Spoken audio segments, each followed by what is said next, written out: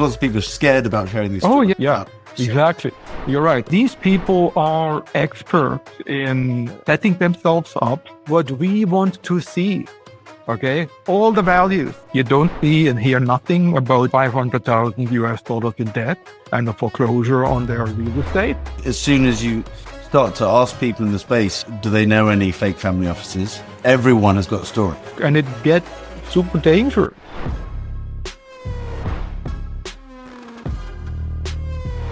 Welcome back to the AU Family Office podcast. Been a few weeks off. Hi, Lucy. How are you doing? I'm doing really well, thank you. How are you? Good. We've been in Miami, Dubai, Zurich, Geneva, New York. Is that everywhere we've been? I think that's the main cities. Italy skiing. Italy, Conmea as well. Just came back from a ski trip as well, which was amazing. Gus actually hosted events in Geneva and Zurich. How did you find that? How did those go? Yeah, they were fantastic events, both Geneva and Zurich. Really interesting group of people focused on tokenization for funds and family offices. Really good. Looking forward to more of this. Definitely. And we've got our members' drinks in London this week. And then Gus is heading out to the US. So we've been tag teaming. He's going to be heading over to Miami and New York to basically help build out the community there, teeing it up in line for our family office summit in June in New York City. June 11th, New York City.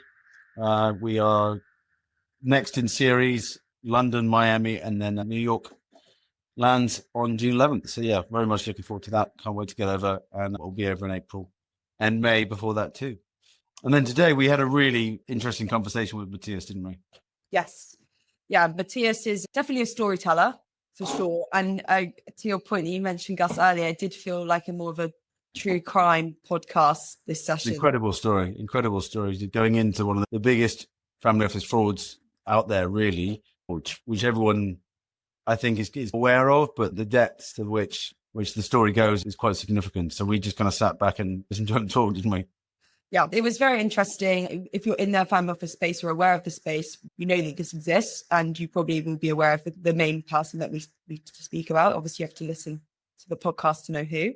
But essentially, it's nothing new. It's just uncovering these bad players in the industry and, you know, how we can clean that up. And I think Matthias gave two sides of the coin. He was showing how we can look out for these bad players from the family office side, but also from the community side, right? Those who aren't working in family offices that want to, how do we decipher who are legitimate and not? And then also, how do family offices stay away from potentially being defrauded by other fake family offices, which is something we haven't really touched on before, which I thought was a really interesting analysis. Yeah, there's lots there, especially the philanthropic angle or the back door into those things. Really interesting. So let's dive in and hear from Matthias.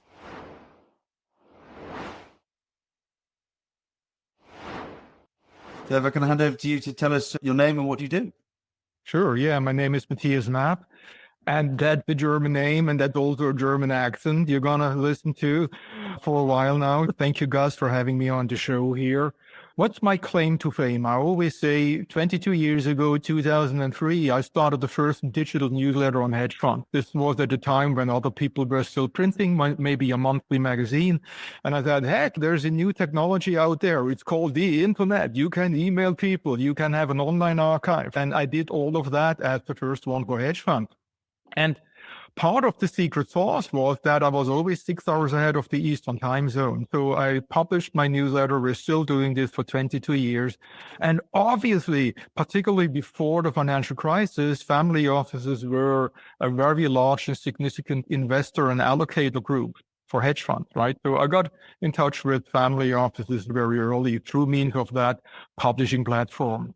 So what I did in 2018 was starting a family office magazine. By March 2018, I started to realize, heck, I'm going more to family office conferences than hedge fund conferences, right? Because hedge funds had their heyday, again, like I said, before the financial crisis. And then it got a little bit more quiet about them. And I got more and more invitations to family office conferences.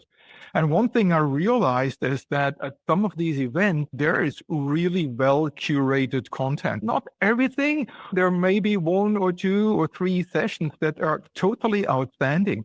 And I thought, well, that's such a pity. We all walk home from these conferences, maybe with a stack of business cards, and with some inspiration. But all that beautiful content, it goes into the nirvana, right? It goes into nowhere. So I thought, why don't you start a family office magazine and take some of this really relevant, really fundamentally important content and give it some permanency?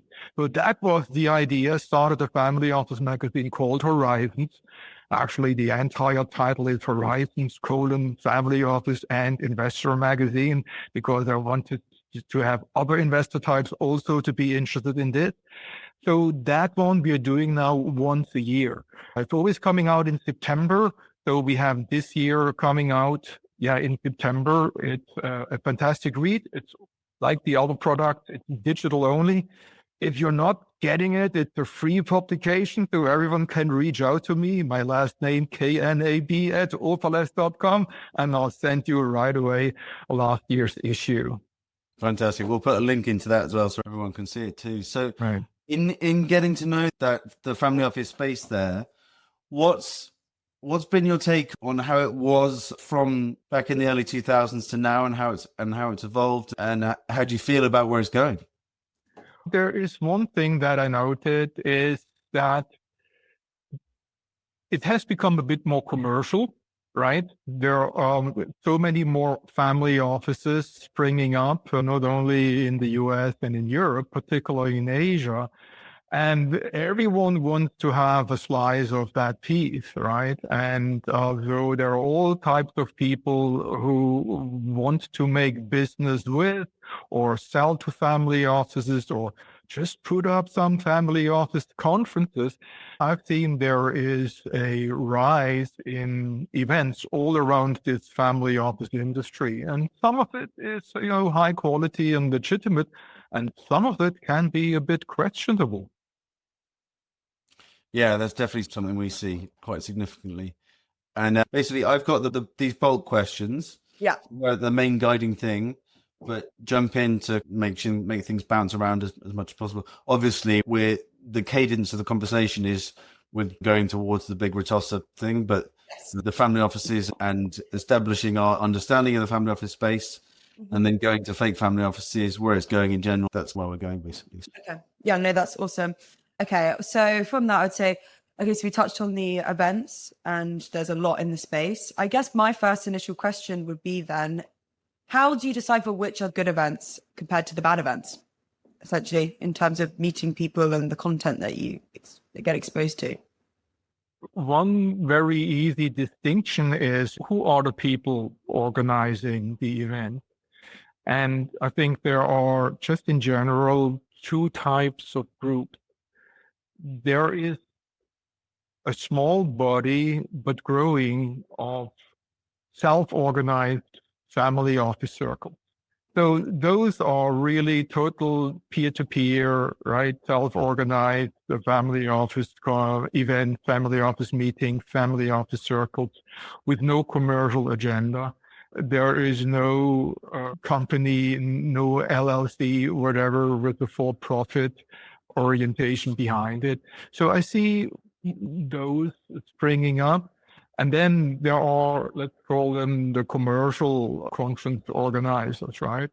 And there you have a whole range of providers, right? There are companies that basically just organize a room and you go in and you hear one pitch after the other. It may be convenient and interesting for some family office allocators to hear just really one pitch after the other with relatively little networking time. And then there are others who try to strike a balance, right? To try to strike a balance between networking and content and not too commercial. And then you could say at the lower end, there are some people who try to exploit the system, who come up with fake credentials and who have discovered this family office niche as a way to really make big bucks in some way. Yeah, that's one of the major problems that we face every time that we host something, whether it's a hedge, a private equity, or a family office event, is still people using that kind of fake family office approach across the board. It's a real struggle because what we try to do is is really drilled down into genuine investors. And it's unfortunate that there are people that take advantage of the fairly nebulous definition of what a family office is, basically. And you've had first-hand experience of this quite in depth. Do you want to tell us about that a bit more? Sure. I mean, there is this famous Sir, right? I put that in quotes because he was never Sir Anthony Ritosa.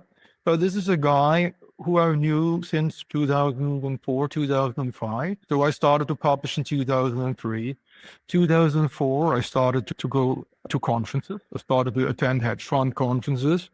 And there was this Aussie often at the back of the conferences, and he was a nice fellow, but he was nothing like a family office. He was what's called in the industry a hedge fund sales guy. That is an employee from investment banks, who was selling investment banks product solutions to hedge funds. So a typical hedge fund sales guy. And at these conferences, when you're on a circuit, you meet people again and again. So I met Anthony, as he was called back then, again and again, and he was nice and friendly, and we joked and all of that. Until 2015, then I didn't see him for a while. Until 2015, all of this is, if you recall, also covered in the Vanity Fair article, which came out the 19th of October 2022. They also took this up in January 2015. I met Joshua again in Miami on the beach by accident at a conference, around the conferences, and he was telling me stuff about a family office that he started. And I thought, that's interesting. I would have never guessed that. I'll give him the benefit of the doubt. Maybe it's coming from his family, etc. So that was it. I didn't hear from him for 1 or 2 years. And then he called me up again and said, oh, Matthias, remember my family office? I'm starting to do a little family office event from families, for families, really intimate, really small, really non-profit, high quality, etc. And I know you go to a lot of conferences. I have a question for you. If I do this in Europe, should I do it in Monaco or should I do it in Geneva? And then I said, go for Monaco. So I was giving him advice, and I was a little bit involved with these conferences until it started to become really weird. I realized at some point something isn't quite right with the whole story. Okay. And by then it was already 2018. And I said, I want to dig into this olive oil story, which he also was basically using as establishing his legacy and the source of his wealth.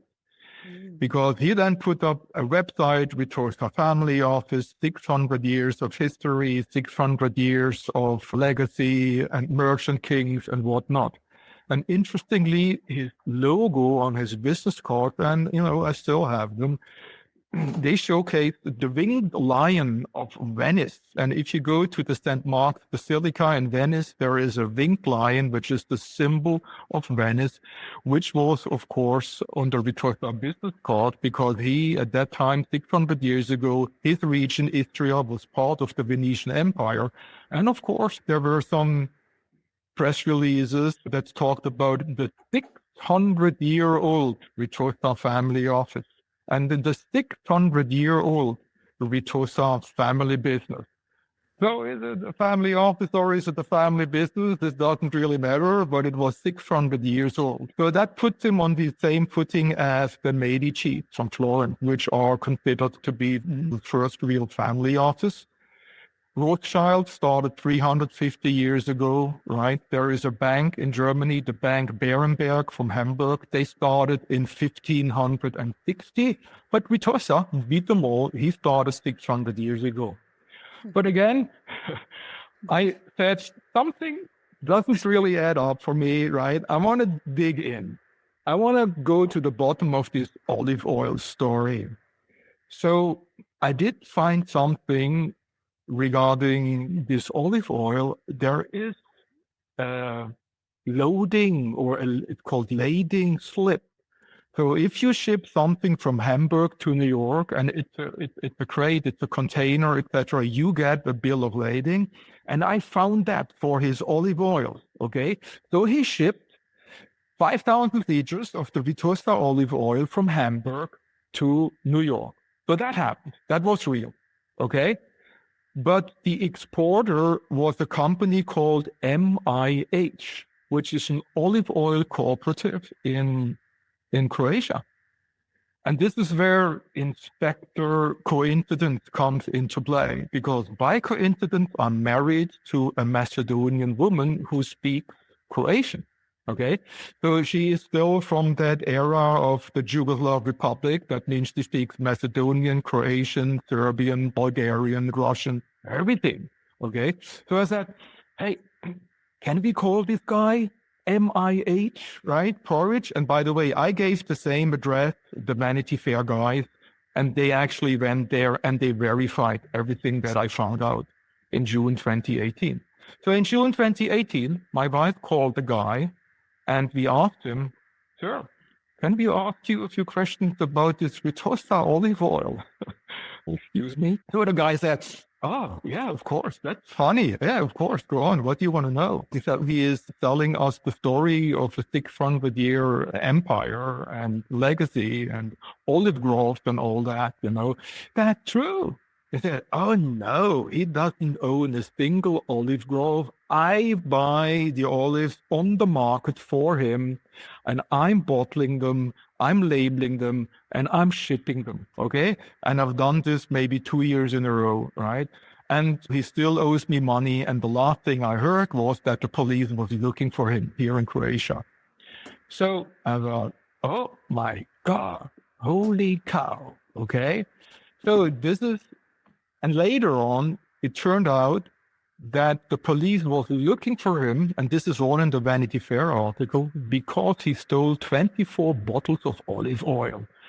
Okay, so you don't have the oil baron, right? You have the oil robber, okay? Yes. And nothing of 600 years. It was all made up. It was the facade. And he's still playing that. So after I came to realize that there's nothing behind it, I spread the word, right? I put an article out in my newsletter that, look, I'm not attending these events anymore, right? Because of the direction these events were taking. Then, of course, he tried to sue me. I should take that down, this article. And I said, look, I'm only saying I'm not attending. I'm not supporting your conscience. I'm leave that. Come and sue me. That's totally legal. I can say that. And so that was it. But what happened is, other people also got a little bit suspicious, right? If you look at these brochures, all the name dropping and the gold font and all of that, people thought, is that real? So what some people then did is they took Google, right? At that time, 2018, we didn't have ChatGPT, right? They went into Google and they were entering Anthony Vitosa fraud. Because they thought, let's just see what comes up. And what came up was my article, where I said, I'm not supporting and I'm not going anymore because of the direction the conference has taken. And then they called me up, people from all over the world, right? And I told them, I said, look, this is what we found out. Do your own due diligence. But something just doesn't add up, right? He's buying the olive. Guys, you could do this and call it the IU olive oil, okay?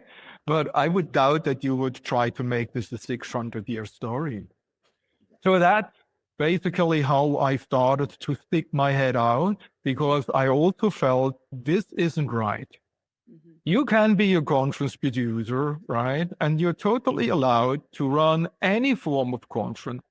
But if you start this type of social engineering, and you're trying to sell yourself to this ecosystem and to everyone else as a 600-year family office, okay? When in fact there's nothing behind it in order to amplify your business, that's not right. And so what then happened?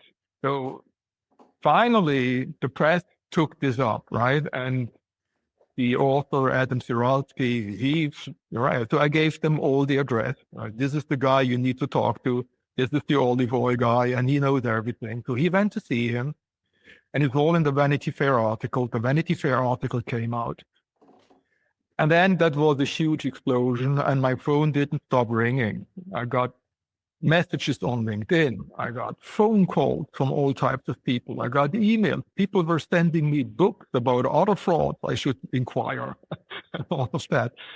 And interestingly, one lady contacted me from Sydney, and I still have everything. This is all in my LinkedIn, right? She contacted me on LinkedIn, and she said, "Oh, this is so amazing and well done with this Vanity Fair article. And let me tell you, I know the family for ages, okay? I know the father. I know the mother. I know Anthony. I know his elder brother, Ivan. I know the family."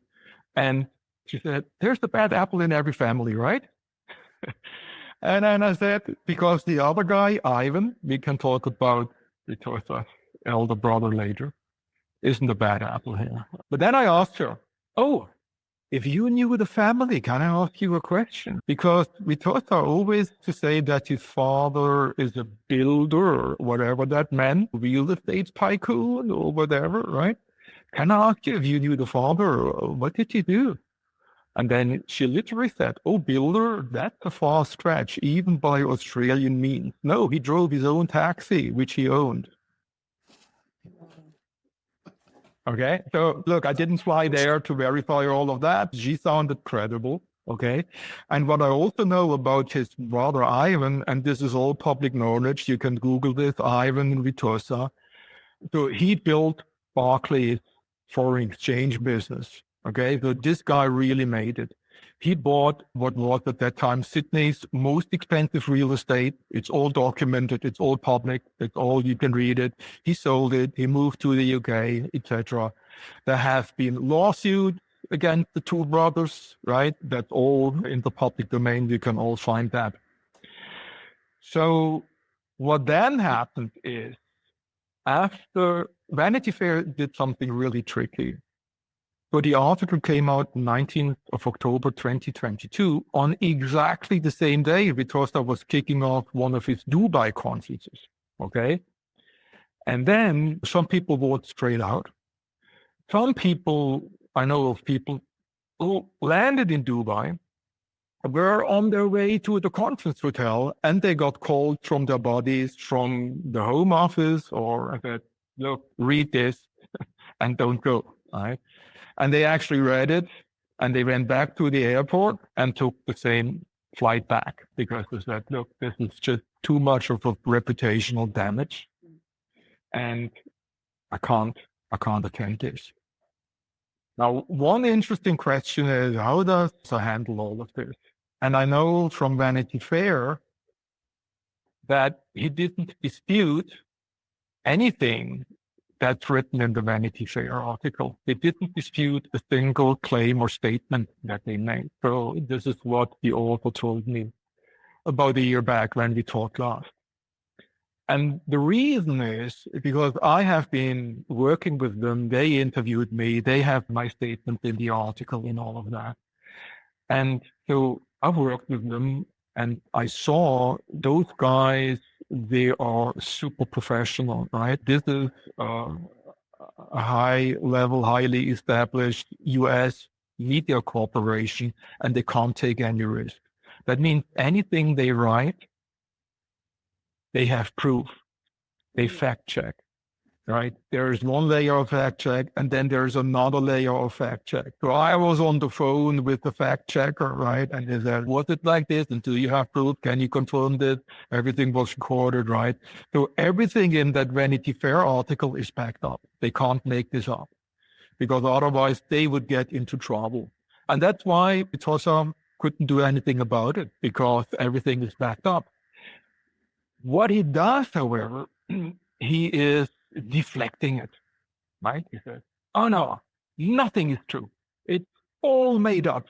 Okay, that's what I heard, how he's dealing with that.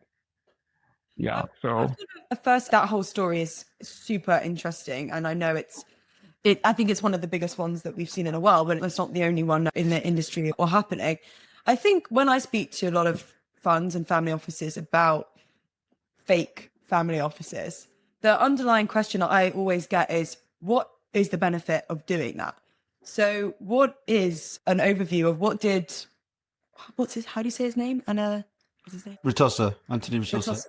But also, what's his main benefits that he got from doing this whole pretense and this elaborate story from what you've seen?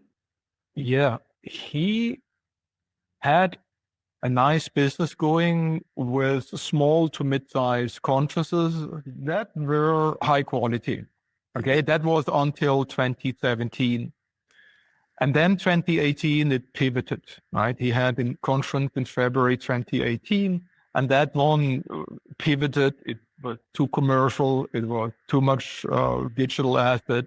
People were starting to harass the allocators, running after them, etc. Right? So people started to feel uncomfortable with the whole setup. So I just think he got the illusion, or he got the ambition. Now, I'm gonna play this big, okay? And then he gave himself the next year in 2019, in June 2019, he gave himself this fake Sir title. Another lie on top of all the other lies. Did he just give himself that? Had he bought it from Malta or something like that? Yeah, there was of course, this is all fake. There was a Spaniard, right, who set up a website and said, if you want, I can make you a knight of my order or whatnot. But again, you and I could do the same thing. There's nothing behind it. And so it's just totally made up. And then apparently, this is what I just heard, right? Apparently, he made a little ceremony at his event in Monaco in June 2019, where somebody was actually bestowing this title to him. And it was actually looking kind of official, but of course it wasn't, right? And now everything has disappeared. So the Sir has disappeared from his LinkedIn. The website Sir Anthony Ritossa has disappeared. The website Ritossa Family Office has disappeared. But what has not disappeared is he himself as a family office event producer, because he had one event, I think just in February in Miami. Mm-hmm. And now he's gearing up for another conference in Dubai. So he had a pause, right, of 2+ years. And now he's basically back. And now the next question is, why the heck are people attending a family office conference by the former Sir Anthony Ritossa? Why the heck? What is going on? Who is going? Right? Do you think they're aware? Is there a lack of awareness there? Or has he gathered a community of people that still almost want to believe that he's not this person? That part I find difficult to understand. Why are people still engaging with him? Yes, yeah. So that's a question that I discussed a lot with other people from the family office community, and also with some experts and psychologists. And the guests themselves still have value in meeting each other there? Are there still genuine people going, or are there lots of the fake family offices? Are they the main ones in attendance? It sounds like previously you said it was relatively high quality. It was, but then some people immediately stopped going, right? And some people continued to go, okay? Because maybe they were believing his story. Oh, this is all made up, okay? This is all made up. But the big guys, the real guys, etc., they smelled this already before with all the gold lettering and then the name dropping, etc. And this is also what somebody from Dubai told me, right? So he had the habit of putting names of people on the conference brochures who maybe have attended this conference once, right? Or maybe, again, this is the quote from somebody from Dubai, who have never attended, but apparently when somebody was then complaining, hey, why is my name on this conference brochure? I've never been, I don't support this, take it down. But then, sir, he says, sir, there's a ticket for you at the reception. You can always come, right? You can always come. Donald Trump as or anyone you want, Elon Musk, right? There's always a ticket for you, right? Put the name down. So there are some tricks that happened which are simply unbelievable. So remember, I told you I got a lot of calls of people after the Vanity Fair article, where people called me up and said, listen, I'm going to tell you my Ritossa story now. So there's one guy who called me. It was in the evening. A guy who I've known also since I started, since 2003, 2004. Very credible. He runs one of the largest Swiss asset management businesses. And he said, I was curious about this Shitosa guy. So I bought myself a ticket, went down there, and went at his conferences. And then I had a very strange experience. In Dubai, there are either you go in a Western dress, or if you are a local, you can go in your local dress, of course. So there are some of these, they dress in their local dress, and they look elegant, and they have their way of walking. So there was this one guy who was walking, and he was handing out business cards, and everybody seemed to be impressed. I went there and took his business card, and I looked at the business card, and I read the name. Yeah, I know the name. I know this guy. Yeah, I know the address. I know the company. I know this guy. And then he looked in the guy's face, and then he said, oh, but you're not the guy on the card. Okay. Isn't that strange? Wow. This sounds like a true crime podcast we're talking about here, rather than something we're dealing with in a Yeah. space. Yeah, again, this is what people were telling me, right, after the Vanity Fair article. Let me tell you my Ritorta story. Oh, there's even another one. So there's another guy who just called me and said, oh, let me tell you my Ritorta story. Do you have an idea where he got this idea to take on a fake aristocratic title? Do you have an idea for where that came from? I said, if you're calling me and ask that question, maybe from you. Okay. I said, yes, indeed. Okay. So this guy was at the conference sharing a taxi with Ritorsa.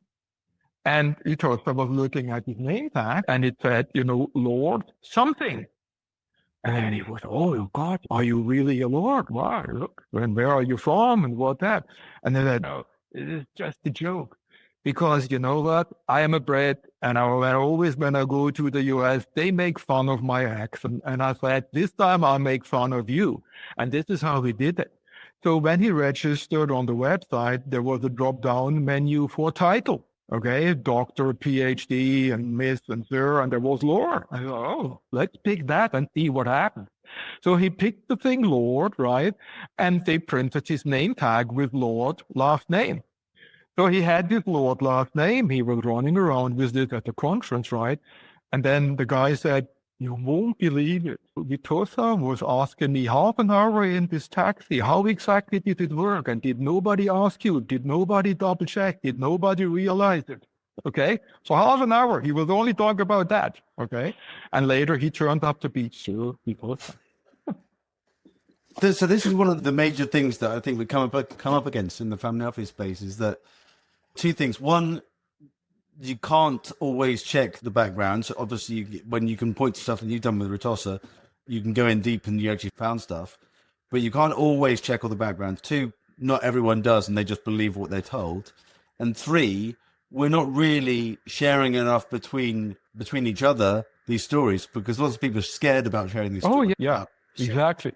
You're right. And you know what? And some people ask me, why do you do that? Why do you stick your head out? Aren't you afraid? I was like, look, I mean, I'm one of those really old-fashioned people. I believe in honesty, accountability, transparency, right? And this stuff doesn't go well with me.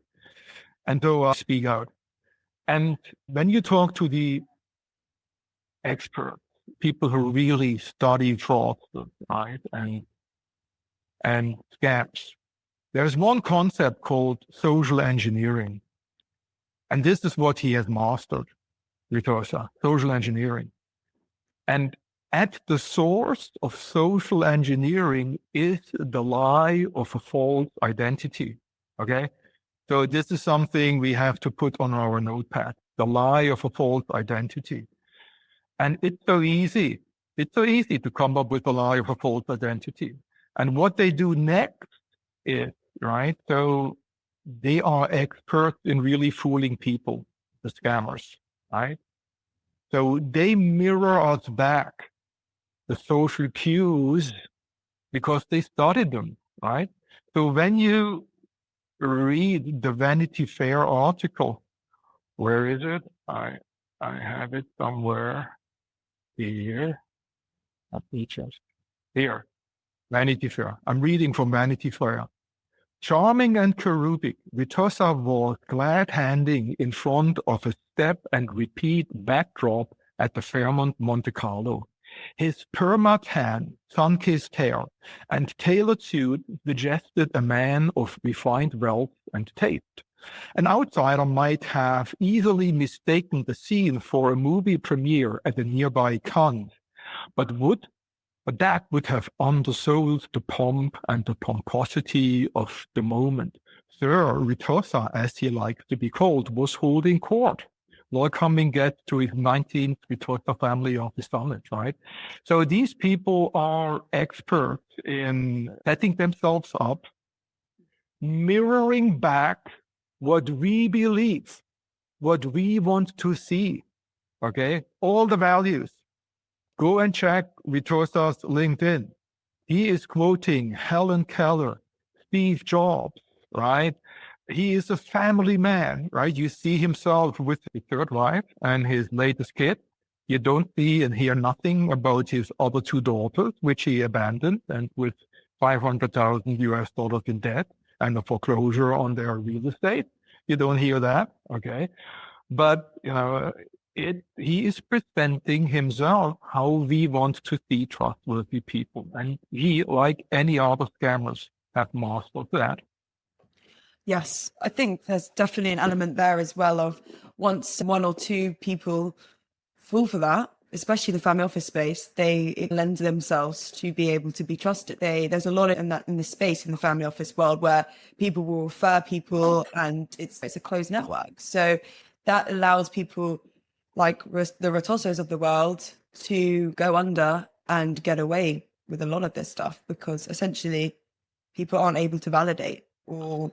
That's the thing. Sharing between each other and sharing these stories is crucial because I think as soon as you start to ask people in the space, do they know any fake family offices or FFOs as we're collectively calling them now, everyone has got a story. Everyone is not just the Ritosa story, which is, I think, probably the most extreme we've got because a conference side of things. I can list probably in the hundreds of people who pose as a family office and who aren't. It's getting to be quite a pandemic across the space now. And we have, I think what we're trying to do is build something where we can share this information comfortably and everyone can actually get past this bit because it's a massive hindrance to investment as well as frustration. Look, and it gets super dangerous because there's so much scam and fraud going on, also based on social engineering. This is just accelerating, right? Because every high net worth, any family office is a target. And if you dig around a bit, you come across the most incredible stories, right? Just recently in Italy, there was a scammer. He was calling out a number of important people. And he ended up calling Giorgio Armani and asking for money, pretending to be the Minister of Defense. And of course, there was an emergency, right? Terrorists had kidnapped Italian journalists somewhere in the Middle East, and they urgently needed €1 million now, okay? And then Giorgio Armani's secretary said, okay, I'm so sorry to hear this, right? But can you just send me an email to confirm all of that? And of course, she didn't hear back. There was the president of Inter Milan who actually fell for it, right? So he wired €1 million. So this was one call, okay, 5-minute speak, and the guy earned €1 million, okay? And this is why social engineering, the lie of a false identity, right? We have to be really aware of it. Yeah. Shortly to follow this year, we're going to have a place where our friends and members can actually log in and share these stories and share what their experience has been, basically. Yeah. Hopefully that's going to be useful. And it's not a commercial thing at all. We just want to be able to connect across the industry so people stop getting burnt. Because currently the proportion of, I'd be interested to know what you think, what proportion of people who say their family offices are in fact not. What number do you think it is at these events?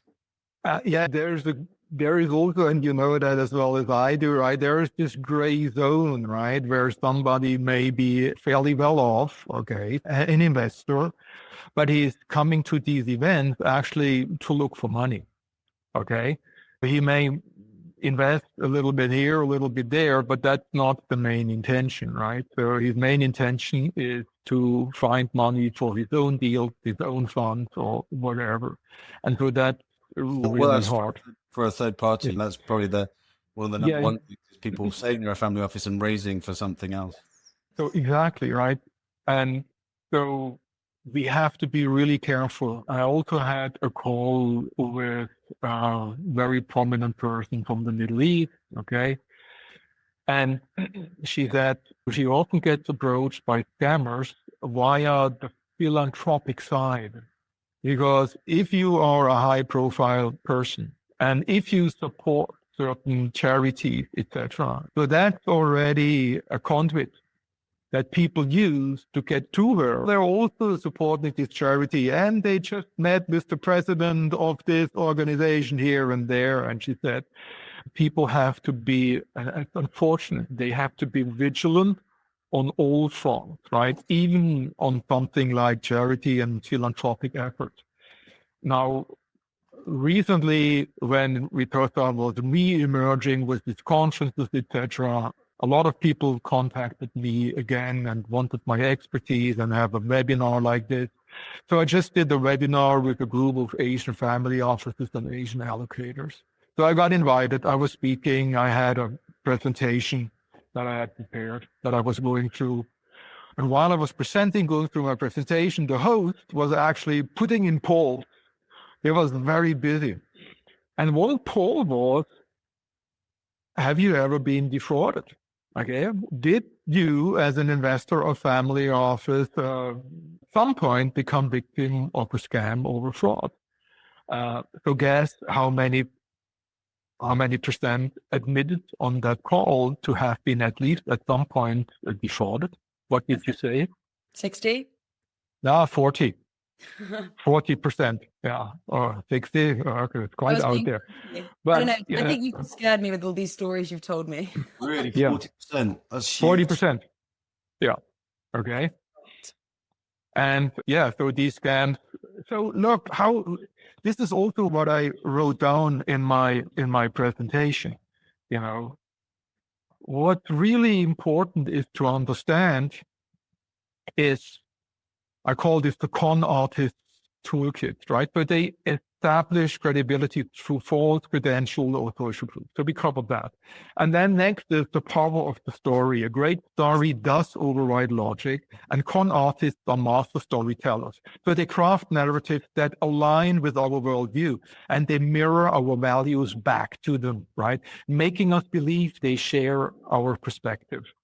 And then they leverage emotional manipulation rather than rational arguments. They create artificial scarcity or exclusivity, right? Preying on emotions like greed, fear, and the desire for exclusivity and status. And then very important, they use time pressure to force quick decisions without due diligence. And they exploit cognitive biases, right? Confirmation biases, overconfidence, etc. And so here is the anatomy of a con. How does it work, right? Like the other lady with her philanthropic efforts, right? So the target desires, no matter what it is. Then number two, you start the play. You create an environment where trust is established, often leveraging personal relationship, impressive track records or industry plots. Oh, by the way, Vittosa claims that, so many trillions of people, how many 4.5 trillion of assets are represented at his events. 4.5 trillion. That's actually a very easy number to get to. Okay. You only need one guy who in his life worked at some point at Goldman Sachs and another guy who at some point worked at JP Morgan. Then you have 4.1 trillion. Then you round it up to 4.5 and that's it. Okay. He also claims that 2.5 billion of investment has been brokered at his event. So I would say this is totally fabricated. Okay. So then you have the anatomy of a con. You have the rope, right? The victim is encouraged to take a small step. right? An initial investment. Then you have the convincer. Early successes reinforce belief in the opportunity, leading to bigger commitments, right? And then, of course, there's the breakdown, the scam unravels, and all of that. So this is basically the psychology of the scams, and it has been the same forever. And how can you protect yourself? Okay. Number one, right? We can't be blinded by charisma or hype. We have to look beyond a founder's personality. Look at Theranos, Elizabeth Holmes. Look at Sam Bankman-Fraud, okay, whatever he's called, right? You have to look beyond that personality because all of that may be totally made up. Elizabeth Holmes from Theranos, 19-year-old, when she started the firm, she was a college dropout, okay?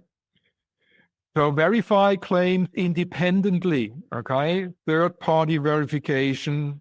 You need to understand the technology, beware of secrecy, and never ever rely on others' due diligence, no matter who is on the board, no matter who has invested before. You need to do the work because it's your money.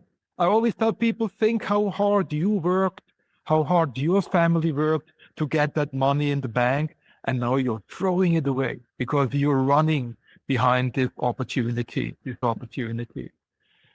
And we have to recognize these emotional triggers because in the end, all the scams, all the fraudsters, they play with our emotions and they are masters at this. And so one way how to protect ourselves is really taking a step back and then think, how does this make me feel? Okay. What do I actually feel? Is it something like fear of missing out? Is it greed? Am I being flattered? Is it the excitement of being first? Or is this an investment opportunity that just aligns too perfectly with our worldview? And another thing we also need to be aware of is secrecy. Okay, so if anything can't be properly vetted because they don't sign a non-disclosure or they don't share anything. This is a trade secret. No, this is proprietary information. Step away, okay? Step away. All the good deals, they are also transparent. Yeah, and so we got to stay humble and vigilant. We got to recognize nobody is immune to scams, right? We need to train our staff and family members and regularly review our risk management strategies. Do you think we're going to get better at this in the future? It's amazing that it still happens now. And I think probably one of the major fall downs is actually the human element of not doing the checking and just taking it for read. We have the tools to check now and it's possible. Do you think we're going to get better at that? Or is it still human nature to believe what we're told? I think we're getting better. I'm always an optimist. With me, you're addressing the optimism bias, but we have to go a long way. Okay, we have to really go a long way. And what I recommend is study fraud, study the scammers. Go and get that book on Theranos, right? It's called The Bad Blood. Okay, Secrets and Lies in the Silicon Valley Startup. And I think once you read this, you're much less likely to fall for a startup scam, right? But that was almost $1 billion lost. And she claimed to have developed a breakthrough technology that could perform a wide range of blood tests using just a few drops of blood instead of the traditional vials of blood drawn from veins. And that, of course, really means solving all the pain points of healthcare, a minimal blood sample, a wide range of tests. You could basically test everything with that, faster results, lower cost. Her machine was called the Edison device, right? Nobody knew how it worked because it didn't. She did have Henry Kissinger on the board, William Perry, former U.S. Secretary of Defense, James Mattis, retired U.S. Marine Corps and Secretary of Defense under Trump. She had Sam Nunn, another U.S. Senator, defense expert, right? A retired Navy admiral, the former CEO and chairman of Wells Fargo, But what wasn't on the Theranos board was experts in medicine, in diagnostics or biomedical engineering. So this, by the way, this is called the use and abuse of reputational capital. Okay? You think you are now investing with the big guys, okay? Because Carlos Slim has invested, how much was it? 30 million. Rupert Murdoch invested 125 million. The Walton family, 150 million.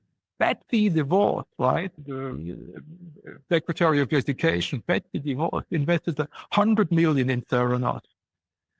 Larry Ellison, undisclosed, and Tim Draper invested very early, 2004, 1 year after Elizabeth Holmes started the company, $1 million. Okay, so now you think I'm gonna invest with the winners. That points out to me is that really you can't rely on someone else's due diligence because they put money in doesn't mean they've done it. They've done it for due diligence themselves. We can share as much as possible, but you do have to do your checks. Never ever rely on a board because it can be totally screwed or skewed. Never ever rely on some other investor having gone before you. Just think of the money, how hard it was for you to earn. Hopefully we can get better at this by sharing with each other. And I think your hashtag is wolf in sheep's clothing. Yeah. We're going to see a bit more of that, and we're going to see a bit more of the FFO thing. We call them BSFOs for obvious reasons. Over at AU, we have our list and it's growing. And since we launched our AFO program, so the Approved Family Office program, like you, we've had people from around the world reporting about this guy turning up to this event or this lady turning up to that event and posing as something. We had one the other day from Singapore who said there's a guy in Chicago who poses the Campbell Soup family. He's got nothing to do with the Campbell Soup family. And we probably get 1 or 2 a day reports like that. These aren't family offices. So hopefully by sharing and talking and communicating, we can attack the problem together. I think you've got the big story there, though. This is the longest run one. It's impressive. And the depths you went to check it out was also impressive too. Yeah. Big respect for sure. I'm going to wrap things up now. Thank you so much for spending some time with us today, Matthias. It's great to see you again. And hopefully we'll get you along to talk more about this on one of our smaller events at some point soon, smaller family office roundtables or something like that. I know there's plenty of family offices out there. Would love to learn from your experience there as well. Absolutely. Yeah. So all the best. See you soon at one of your events. Right. Looking forward. Bye, Lucy. Bye, guys. Wonderful. Thank you very much. Bye-bye. Bye. Wow, that was a very interesting podcast for sure. Thank you for those who stayed along and listened to the Rotosa saga. It's still ongoing. I know that we used to... Unbelievably, yeah. He keeps hammering away and keeps changing guys, changing shape, basically. Yeah, as we said, we're just sharing the stuff with each other. Everyone's got a story. Sharing this stuff is not the normal way of dealing with it. I think it should be, basically. So hopefully we can facilitate that a bit more. I think that's the community element, especially what we're trying to create, right? It's that, and that's what we touched on. It's the sharing and exchange of knowledge and I guess people's experiences with other people in industry, which a lot of people can safeguard a lot of the time and they don't want to put their neck out. It's going to take a while to do that. It's going to take, over multiple years to get up a database and an understanding of these things and sharing between people. But we're starting and it's working. So yeah, I'm really excited to drag more people into it and get more brains around the table and information shared. For sure. One of the things Matthias did say, which I thought was interesting, was about looking out for these characters more from the family office sides, not to fall for these sort of almost sociopathic characters. But that can go for other people within industry in general, right? We can fall for these people that put on these big bravados. And actually, we all need to do our own DD. Even if you're a fund looking to work with the family office, it can go both ways. So there's definitely a bigger plan. Very easy to waste time and money on those things. What's next? Back to New York in a couple of weeks' time. Geneva, Zurich, all the big ones, Miami too. And pushing towards Family Office Summit in New York on June 11th. Let's do it. All right. Thank you, everyone. See you soon.